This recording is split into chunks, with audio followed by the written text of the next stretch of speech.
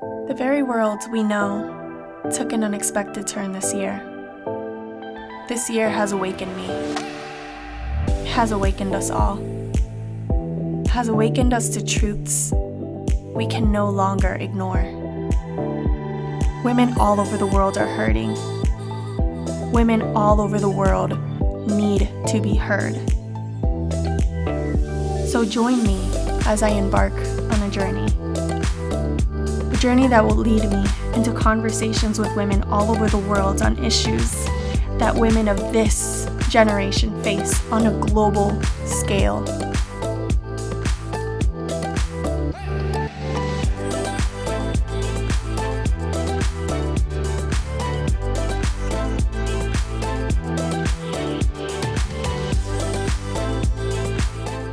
Hi, Alejandra. How are you doing? I'm great. How are you, Bárbara? I'm doing good. Thank you so much for asking. I'm so happy that you could be here. Thank you. I'm so happy that you invited me, and I'm thrilled to talk about this subject that is very important in society. It is. It's very important, and a lot of people don't know about it. And if Correct. they do, they don't know the details of it and how bad it is to countries in Latin America and especially in Mexico. Correct. So before we get into that, I want to do a little icebreaker where we're going to ask you some questions about Mexico so the people can know the country through your eyes, okay? Okay, great. So what is your favorite traditional dish? So my favorite traditional dish from Mexico, I would say, I mean, it's a hard question. I love, all the dishes that Mexico has in our culture, but all of our dishes consist with spicy, and whether it's something to drink, whether it's dessert, everything has to do with something being spicy. So I would have to say I love the enchiladas or el mole. Mm. So very good and tasty. So my favorite, so you guys drink a lot of aguas. We call them jugos, pero son como they're aguas. And I Fresca. love agua horchata. Oh yes, that's one of my favorite ones too. It's so No, good. It's so good. very delicious. Okay, so tell us a famous Mexican saying. Well, Mexican saying, I would say, camarón que se duerme se lo lleva la corriente. Es un dicho. It's like a saying, Yeah. like you really you want to do something, you really have to, and you have to put your effort to accomplish that. Or we have another saying that, oh, al rato, later, which it could mean in 2 hours or maybe in 3 hours or tomorrow. So we're, it's a mañana thing or al Yeah. rato. Mhm. So it's Yeah. funny because I'm Puerto Rican, you know that, but we have very different dialect, and so for us, um, ahorita it's like later. Oh yeah. You guys, that's like now. Ahorita is now. Ahorita, ahora, al rato, después, it's different. But I mean, yeah, that's different kinds of sayings that we have in our culture. Yeah. Yeah. Mhm. What is a popular hobby or fun activity to do in Mexico? So when you talk about Mexico, you talk about the the story, the the food. It's really it depends on what you want. There's always any activities for that person that's visiting for the first time to Mexico. So Mhm. whether you like to explore the gastronomic restaurants, and there's a lot to offer for foreign. And we are, the most important, I would say, uh, uh, memory that people visit Mexico and they take with them in their heart, that we are so friendly. We're very friendly, and we treat you like we know you from many, many years. So that's the beauty of it. I'm sure in Latin America, all over. Yeah, that's how the Latin culture is. So what is your favorite city in Mexico and why? I would say Mexico City. So that's where my parents are from. That's where I'm from. So why I have a lot of love towards the city in terms of growing up Can you say the in name again? What was the name again? Mexico City. Oh, That's Mexico City. Mexico City. Why? Because I have a family there. I grew up there, and a lot of my childhood memories and visiting often. It's became a very part of my Yeah. heart. Yeah. I absolutely love it. I think a lot of people, a lot of the girls that I've interviewed for the show, and every time I ask them this question, they always pick where they were raised and the hometown that they grew up in, and it's because I feel that there's always going to be a special place in our hearts for the place that we grew up in. No matter where we move, no matter where we go to for better opportunity, hometown will always be the best to us. Yeah, definitely. I agree. Yes. And what is your favorite part about being a Mexican woman and why? So my favorite part of being a Mexican woman. So first of all, I like to be Hispanic because I feel like our culture is very attached to many of them. We are very warm, like I just mentioned. Or we have a lot to offer for people that don't know are outside or coming from whether it's from Europe or uh, Canada, the US. We are always have a room and the table for that person that even if we don't know, they are more than welcome to sit in our table and enjoy a meal. Mhm. And the beauty of it. I am proud of Mexican because emphasizing again the way we view our culture and in general. Yeah. And I love Mexican culture. There's so many that I've been to Mexico. I love Mexican food. I love the warmth of Mexican people. I feel that anytime I'm around Mexicans, there's this sense of um, there's always like this sense of wanting to be better and become better and provide for families and be able to extend that hand for people that are in need.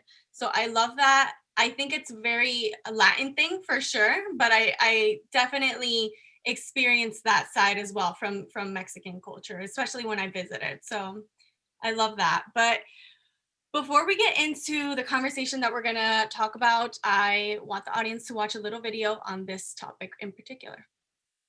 Yo soy una madre que me mataron a mi hija. Y si yo soy una madre empoderada y feminista, y estoy que me carga la chingada, tengo todo el derecho a quemar y a romper. Ya no, señores, se acabó.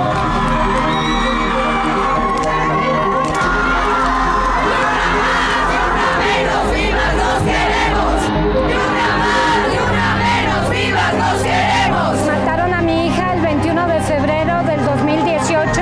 La mataron, le destrozaron la cara. Mi hija rompió con el novio, pero él le tendió una trampa. Le dijo que la invitaba a un cumpleaños y en ese cumpleaños la mató.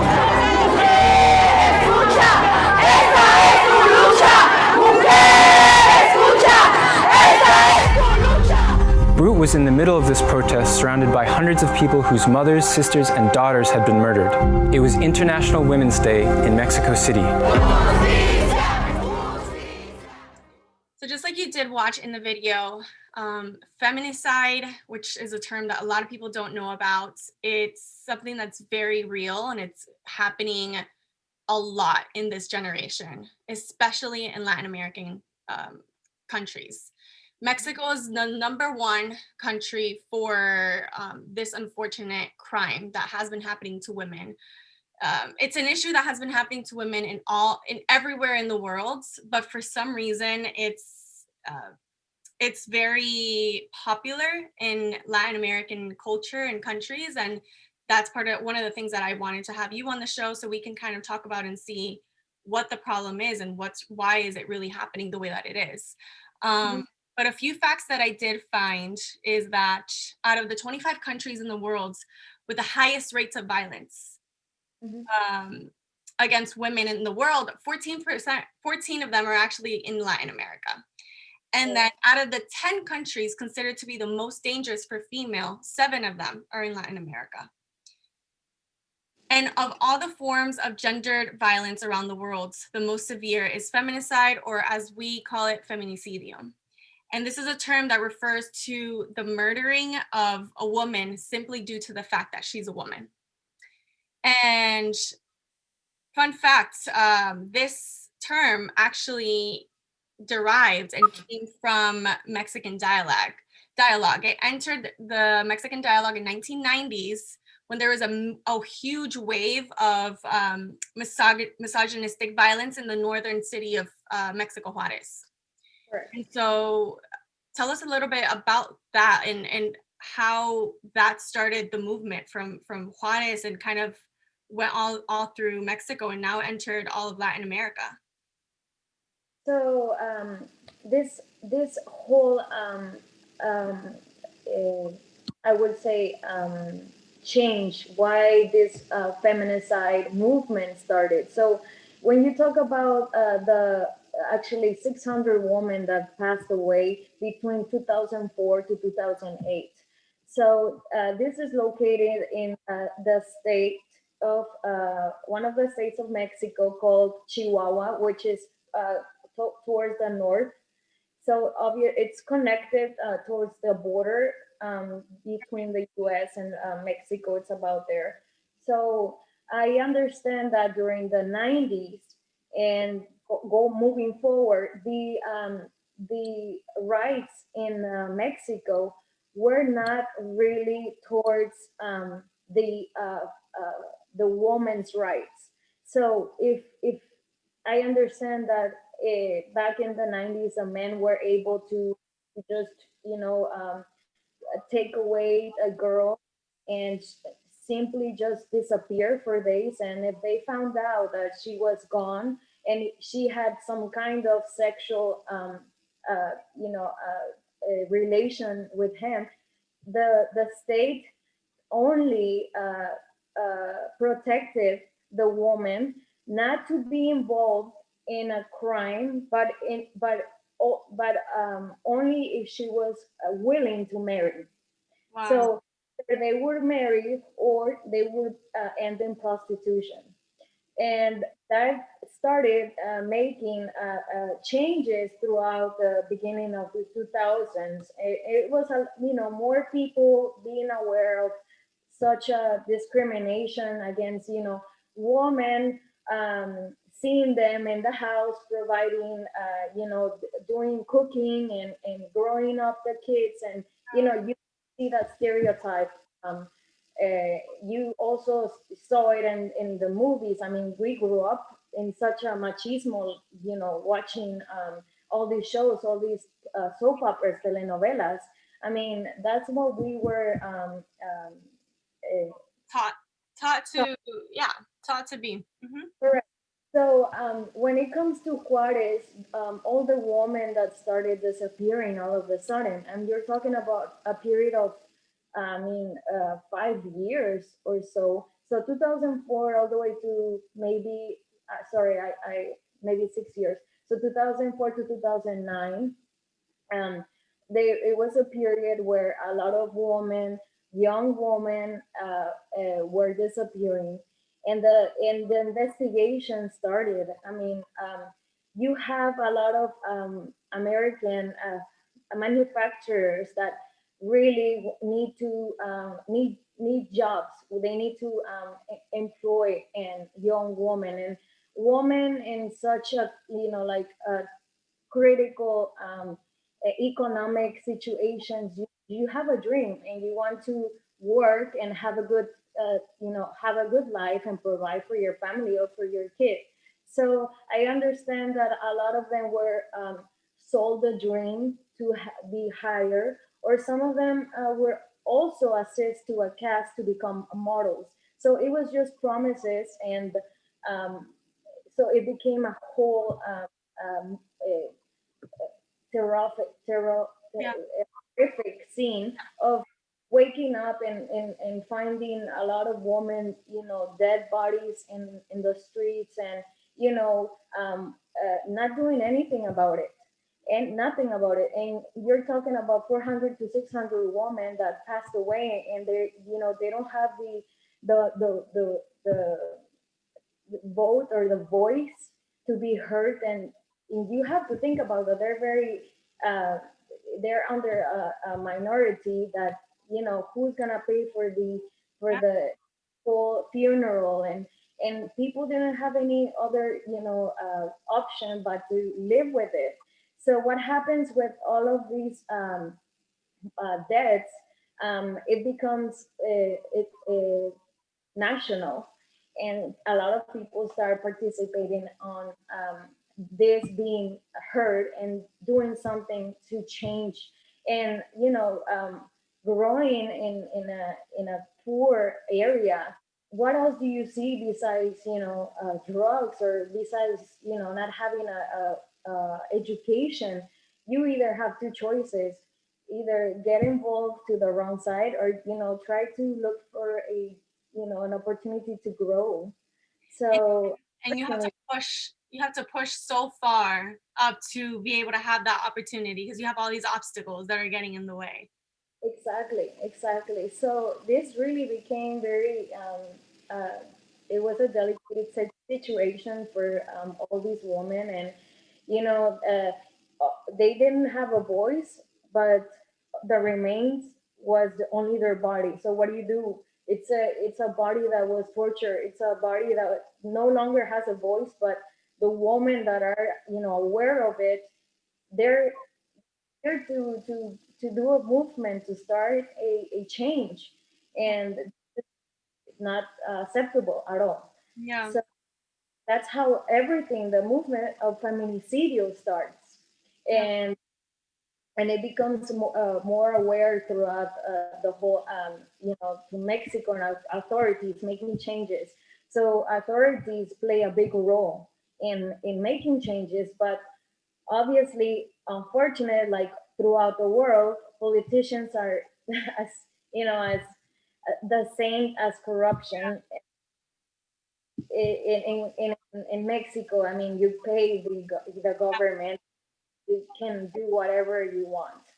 So that's the way, unfortunately, if I speak about different cases of women, being scared of going into the metro and having to wear really like long sweaters, and for them not to show their body because they're afraid of all these harassments that are have to do it to just get you to your school or to your job. It's very sad.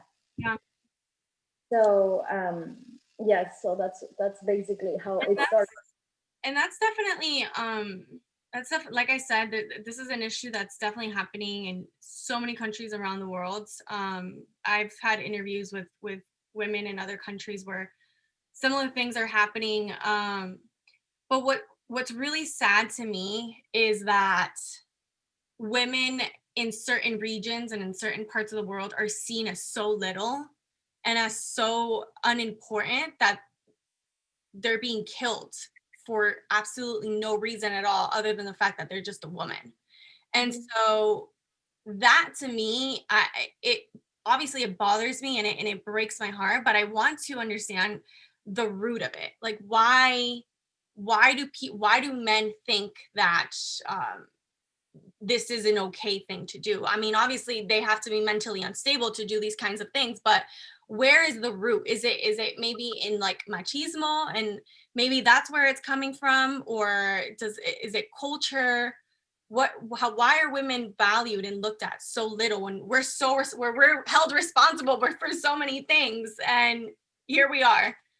I think I mean, it's a situation that you have to really think about it, where you find it from the root, and then from the root you identify it, then you you make changes about it. So I would say generations change. So like my mother and my grandmother's generation, we were thought women would be housewives, and that's their main role, and nothing else. We were the one that cooked, the one that cleaned, and if you were to see a violent scene between your grandmother and your grandfather, it was okay for him to yell at her or touch her. You couldn't say nothing, not a word, because that was such a disrespectful way to express yourself. You're the son or the daughter, and in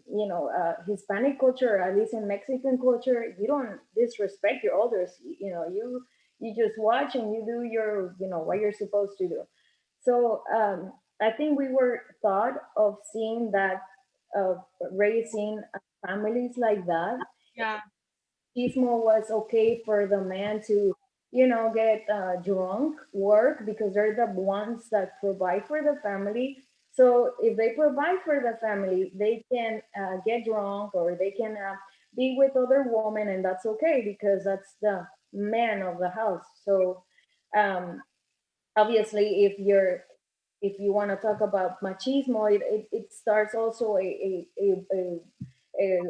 move towards, you cannot, if you were to see one of your sons acting a different way, and to be, maybe they like to play with, Barbies instead of cars. That was wrong. That was really wrong. You were mentally ill or something. So then the generation comes, and or mother and father, they still live that kind of, I would say, that way of lifestyle. So when that starts changing, it's, I guess I would say, in my generation, when things, women start studying, you see more of bigger roles in, like, from doctors, politicians, you see women. And I think that that is changing throughout these years, and I would say that that's why it happens. And some of the countries, they still have that because of the lack of education, and lack of, not being open-minded.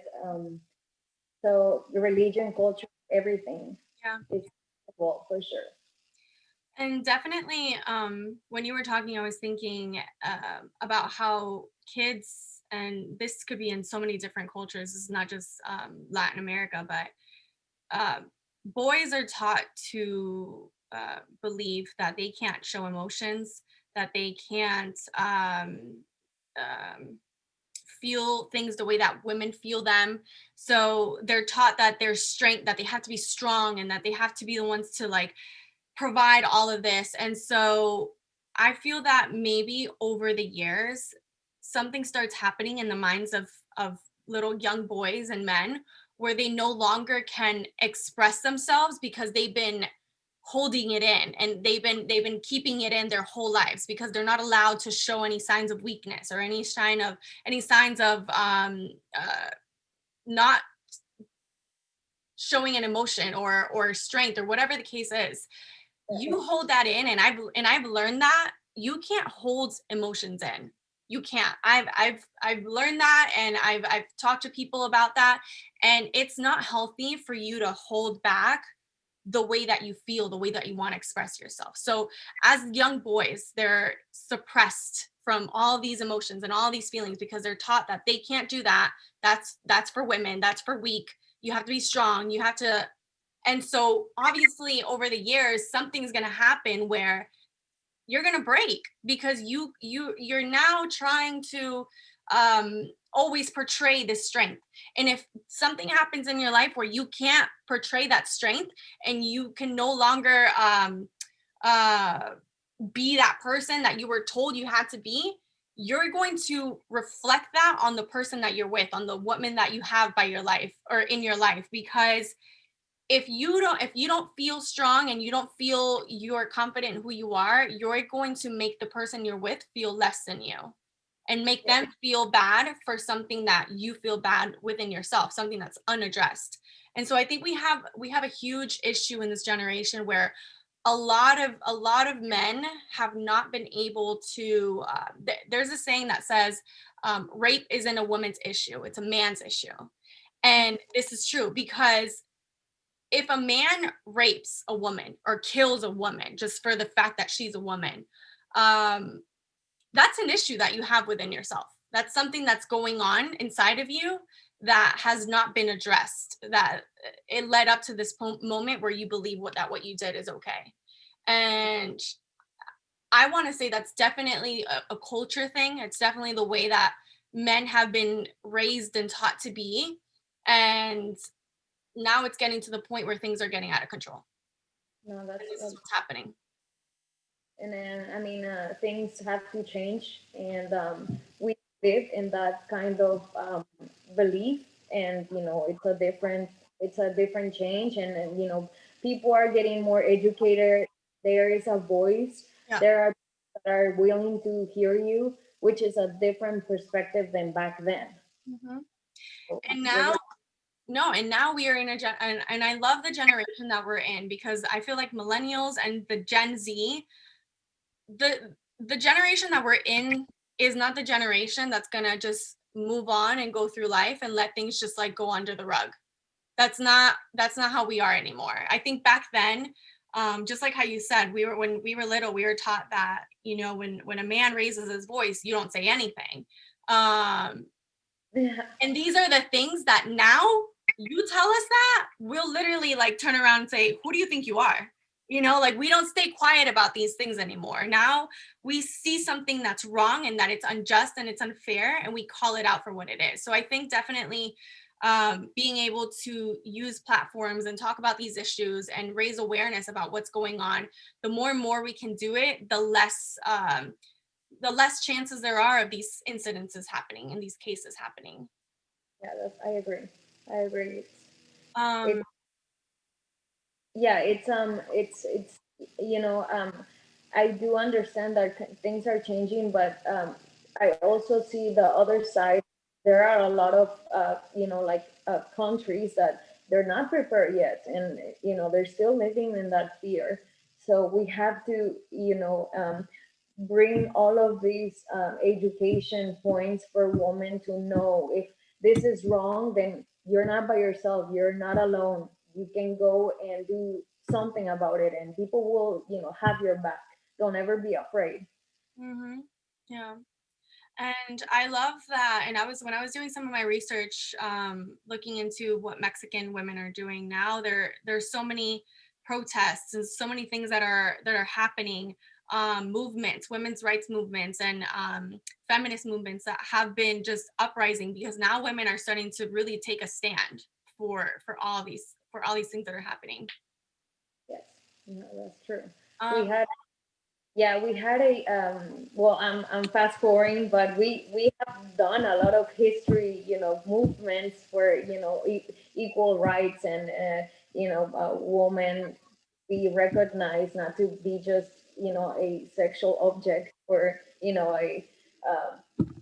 just a woman figure of whichever the definition for the man, way they take it.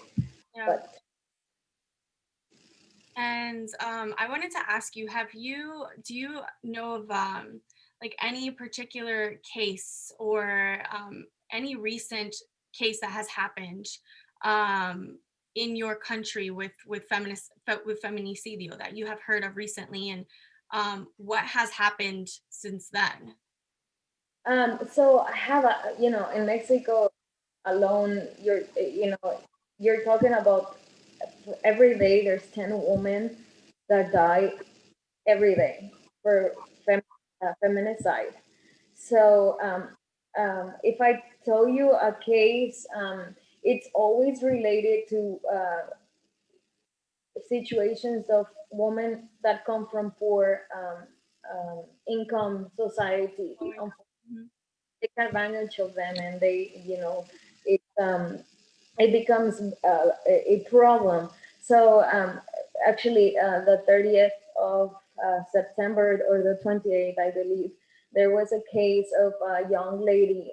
Um, um, she was a teacher, and she was maybe less than 30 years old, and she was very passionate about her career. And she one of her students was really trying to take her out for dinner, to date, whatever. And you know last thing they know about her, that she's missing. There's no Wow. information about her. And later, they find out that she disappears. They open investigation, and there's no trace of her there. There's evidence that this young guy, he was less than 30 years old too, and they already have that mindset that it's okay, to do this kind of conduct. So they find her in the woods, and people were very women were very mad about it. And they obviously they put rights. You know, most of these cases of all the women that are found dead, only you will find this in a surprising, but out of 100%, only 4% gets into a conviction, let's say. But out of that 4%, I mean, 96% is out. I mean, even if they killed, even if they raped, even if they violently hit, or done anything to the woman, they're just like walking in the streets like nothing happened. So um, so after talking about all these movements in Mexico, there was a historical date that millions of women marched on. I believe it was March the. I'll find out the date, but it was very emotional and very satisfying to see all the women unite and be heard. Because if we don't take the action ourselves and make it a big deal, nobody will hear us. And these young girls that have passed away, the mothers are the ones living with the pain for the rest of their lives. Yeah. The will never bring their daughter back. And all the police doesn't really do much about it. And basically, they're the ones that have to investigate on their own daughter's crime. And really, horrifying. And it really gives you a lot of strength. It makes you stronger in making changes. And that's why a lot of women are now becoming very active in this movement of feminicide. And it became historical in March. I'm not sure about the date, but I'll find out. So it became historical. It was all the headlines all over the world. So to start there, we have to start by raising our voices and demanding a change, because if we don't do the change, nobody else. And so do you think this is a police issue? Is that why it's happening so much in Mexico? Is it a government issue, a police issue, that they haven't taken the cases seriously? Yes, changes start from do uh, going to the police, getting a file for it, and uh, expecting in return Reprimand or something, yeah, justice. justice. A lot of these cases, they're unresolved. I mean, most of them, 95% of them are, they have, how do you say impunidad? Like, they Impunidad. don't, yeah. I mean, I think that's a way I think that's a Mexican dialect. so basically, impunidad means that if you go to the authorities and say that something was done towards, a woman, nothing is done. And even after investigation goes on, I mean, the whoever the criminal was, it wasn't found or not found, nothing happens. I mean, there's nothing. It's an unresolved case. And authorities don't do nothing about it. So with all these women that have really suffered, and some of them that have been able to escape, they're talking about their stories in cameras, but there's nothing to be done because authorities don't do nothing about it. And second, the guy or the violator is coming to their house and threatening them. If you talk, I'll kill your family, or if you do something about it, I would, kill your mother, and you cannot live like that either. So either you care about the rest of your family members and you just decide to shut up, or if you do something about it, then you're risking. So it's a matter of a lot of options, or factors that are happening. So it's very hard to find a justice for all these women, poor women. So 2020, do you see any change, anything that's being done in the government right now for this or with this? I know that there's lots of movements and women that are calling for action and calling for change, but is anything really happening? I did notice, or former President Andres Manuel Lopez Obrador, he has actually acknowledged the march that happened on March the 3rd, I believe, in Mexico City, and they're taking actions about it. There are more laws being passed, and there is actually more help there. In throughout the Mexico, they have an alarm. They call it the alarm alerta contra las mujeres, which is if a woman in a city or is found in a really risky situation, then there is organizations that you can attend to, and really, they give you a support. You're not by yourself. But statistics have shown that throughout the 90s, and right now present, there hasn't been a lot of improvement. There is of feminicide going on, unfortunately. And if people in the government don't change, they don't focus on that subject, that remains upon us to initiation. Because they're come to your house and be willing to ask you if do something for you. That's not, unfortunately, that's not how it works. We can make this big. So I don't see it as improvement, unfortunately. And so do you think like as a call to action, what people need to be doing right now, and maybe not just only in Mexico but in everywhere in the world, pressure needs to be added to our leaders and to our government so that they can address this problem and make it so that it's something that is criminalized in a heavy way. It can't be that people can just go around killing people and nothing gets done or it's unresolved. Right. I also read an article that talks about all the reports that they find a girl that was dead. They do the investigation, and most of these media people, they first want to say the girl was probably fighting with a boyfriend, or maybe she was in drugs, or she was bad, and make it her fault.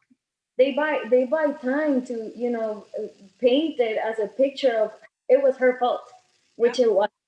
And when you find the actual the true behind it, it was related towards a man that decided to take her life away. So at all. it's not it's not acceptable.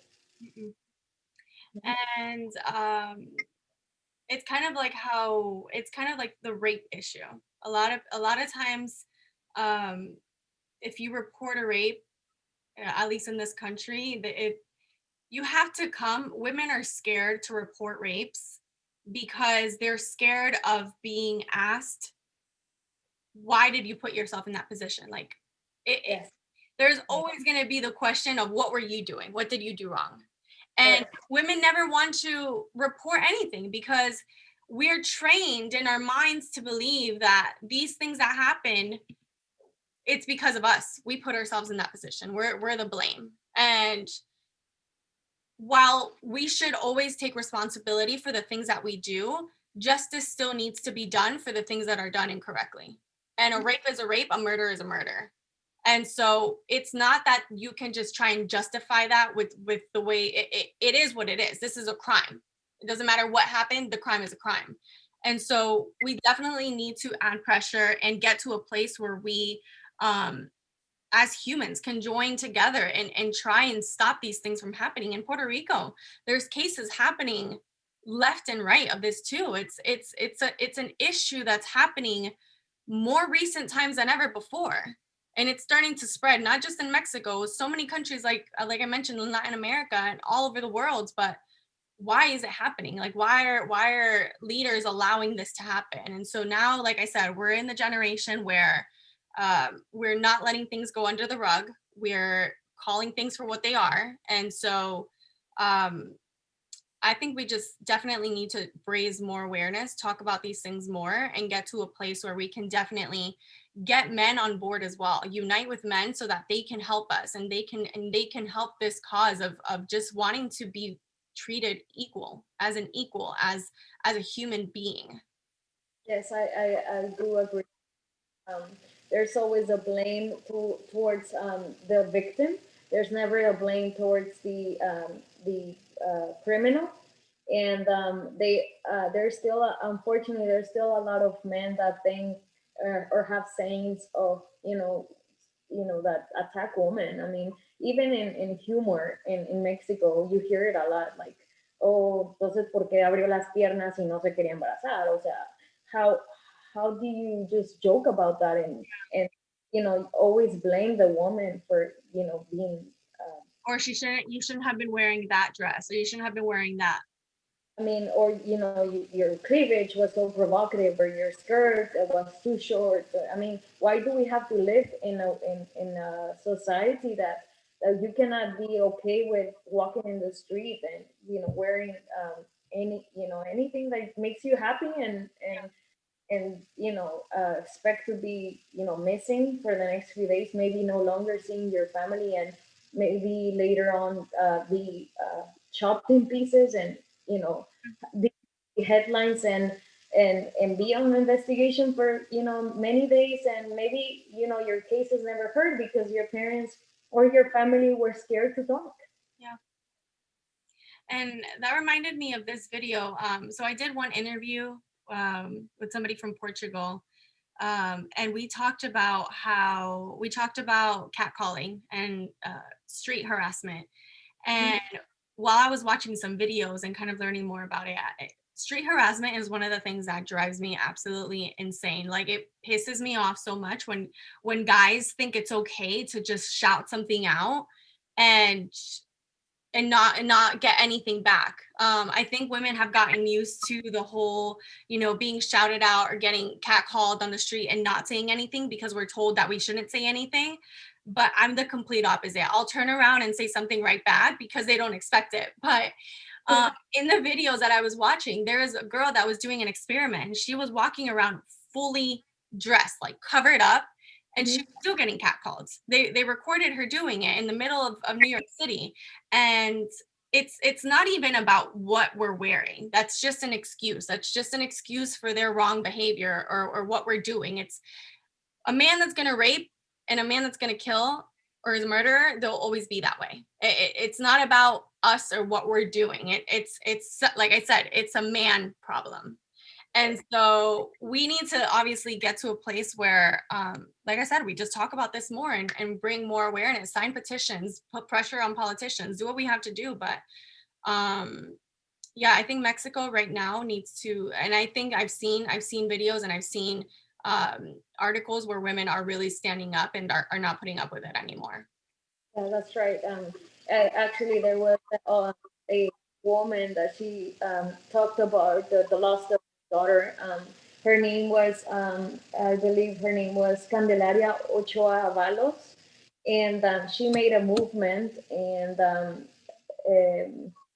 she came across that out of all the cases, being aware of women being raped or whatever the case is, they're having more movement in sometimes in protecting animals than humans.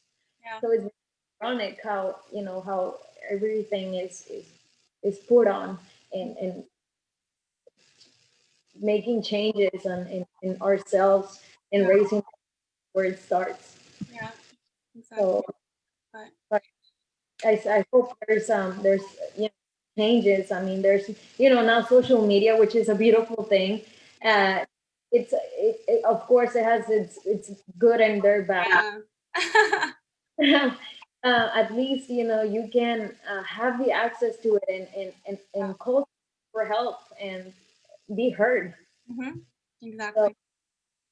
And yeah. I agree with that 100%. And again, I just want to thank you so much for obviously taking the time for doing this and talking about these issues. I know that sometimes it's not something that it's fun or that we want to talk about. We want to talk about, all these other things and that, bring us joy, and we want to act and pretend like life is okay. And sometimes I feel humans will try to ignore issues because we're scared to confront the truth. But I love that I can have women like you on the show and just talk about these topics that are just not fun but need to be talked about. So thank you. I appreciate you really making an aware fact about this subject, because young either it's this is towards the young generation, women that are already gone through the situation, and for our future generations, I think this has to be acknowledged, and this has to be taken into a consideration of a movement and a change and improvements for women not to fear anymore and be equal towards rights and men. I mean, however we are now, we need to be in the next few years and improving and changes. But this is a really good talk, and I really thank you for really putting it on your show. I hope it helps someone out there that is going through the situation, and letting them know that they're not by themselves. They are going to be heard, and if they need to ever reach someone, then people are there. Yeah. And Yeah. There's so many people that are scared to speak up, but right now we are in a time where you're encouraged to speak up, and the resources are there to help you, and the support is there. Just never be afraid to speak up and say what's going on, because 1000% somebody will support you, even if you don't know that person.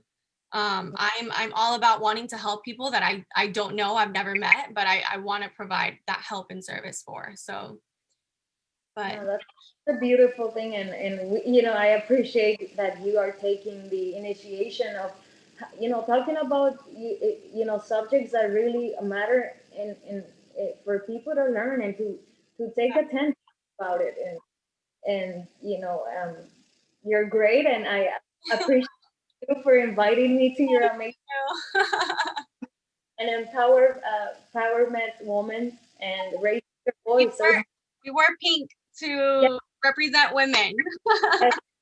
for all the women that went through it, and they're not here with us, and for the future women that will be following our steps, we want to make sure that they know that they're not by themselves. They're here to be acknowledged and be equal. So Well, thank you, Alejandra.